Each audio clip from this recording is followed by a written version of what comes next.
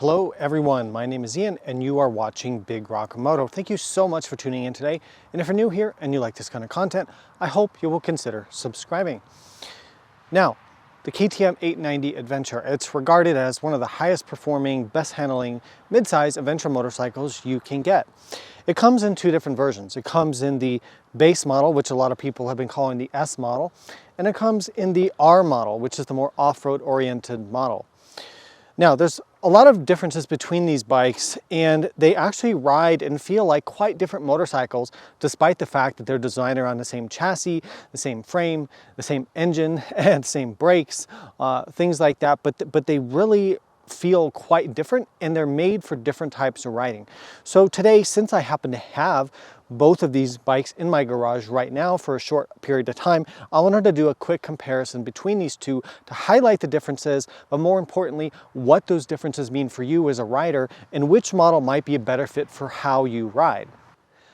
All right, let's talk about price. The R model costs about $1,200 in US dollars more than the base model. And a lot of the reasons for that price difference, I think, has to come down to the suspension components.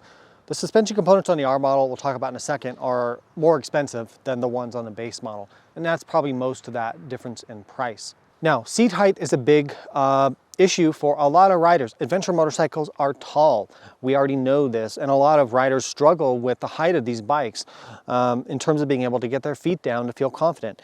The base model is much lower. It's around 33 inches or 840 millimeters. The R model, and it also has a two-piece seat, which is adjustable. The R model is about 34.5 or about 880 millimeters. And there's a very noticeable difference between these two bikes in terms of their seat height and how far they feel off the ground. If you're a more vertically challenged rider, the R model is going to feel like a pretty tall bike. The seat height, and because the suspension is taller, a lot of people don't realize this, but actually it makes the base model bike feel lighter because the weight's lower to the ground, the bike's lower to the ground. It also makes the bike handle better on the street by quite a bit than the R model, which a lot of people haven't talked about. Another difference is a lot of people don't realize is the high fender, the dirt bike style fender on the R model, and the low fender on the base model. The reason is that for highway touring, riding on the road, a low fender is always better because it doesn't catch the wind as much, it's more aerodynamic, handles better, better high speeds. Dirt bikes, off-road bikes typically will have a high fender because the reason is mud will not jam in between the fender, mud and rocks and things won't jam in between the fender and the tire, leaving you unable to move forward. I've seen this, a lot of adventure bikes we see this happen, you get into mud and the front tire locks up because the mud will jam inside here. The high fender on this is not going to happen. Couple differences in features. Let's talk about the seats. We already kind of mentioned this, but you get a two-piece seat on the base model, which is a lot more comfortable. I've tested both of these, way more comfortable, the base model than the R model seat. It's not as hard, it's a better shape, and it's lower, and you get the two pieces, and you can adjust it. The R model is a non-adjustable one-piece seat, not as comfortable, but it's more of that, more a flatter style for more moving around like you would when you're riding aggressively off-road.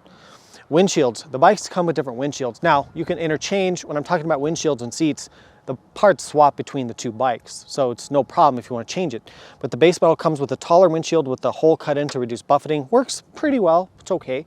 The R model comes with a shorter windshield for off-road riding because when you're off-road and you're up over the front end like you should be, when you're riding fast off-road, you don't have the windshield hitting you in the face, potentially being a problem. A lot of wind buffeting with this one. Very loud, very noisy on the highway, and for me, I have to like put this thing on here, this Puig visor, to get the wind buffeting down. So differences in the windshield, but you can swap those things out. Another difference that a lot of people don't talk about is the warranty. So here in the US anyway, KTM gives you a 1-year warranty on the R model and a 2-year warranty on the base model. I don't know exactly why, but my guess would be that they're thinking, okay, the R model buyers are going to thrash these things off-road, ride them harder. The base model is more street, more touring, so maybe we'll give you a longer warranty. But it's something you should know. You can buy extended warranties if you want. They're not cheap, but you can get them. And with the KTM adventure bike, honestly, I might recommend getting an extended warranty. All right, suspension. I probably should have put this at the front, but it's kind of the big one, probably the biggest difference between the two bikes.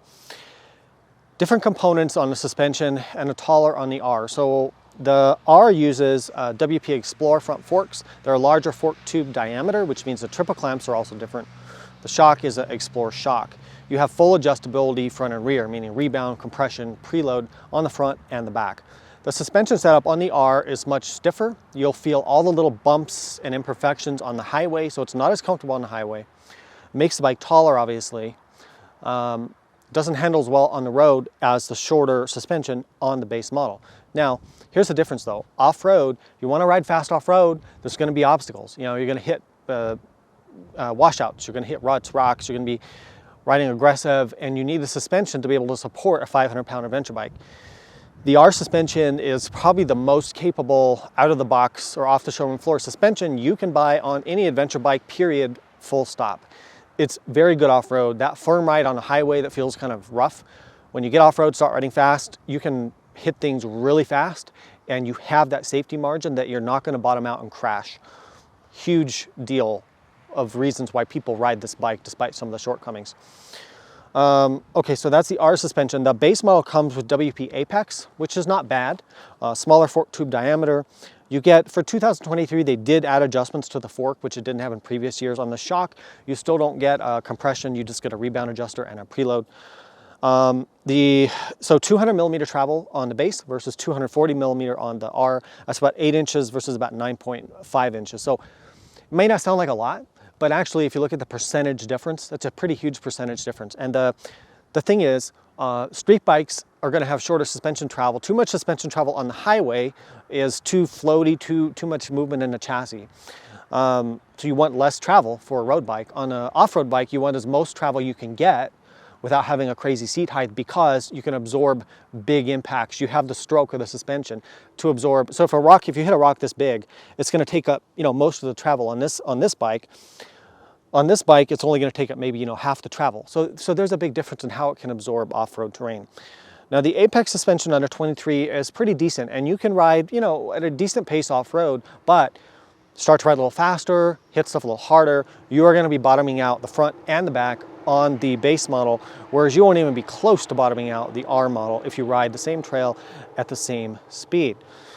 Differences in height. So yeah, this is contributing to the lower, more friendly seat height of the base model.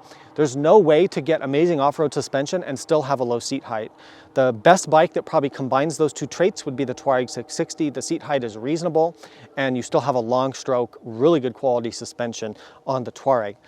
This bike, you know, seat height is getting up there, but you do have the good suspension. How do you choose between these two motorcycles?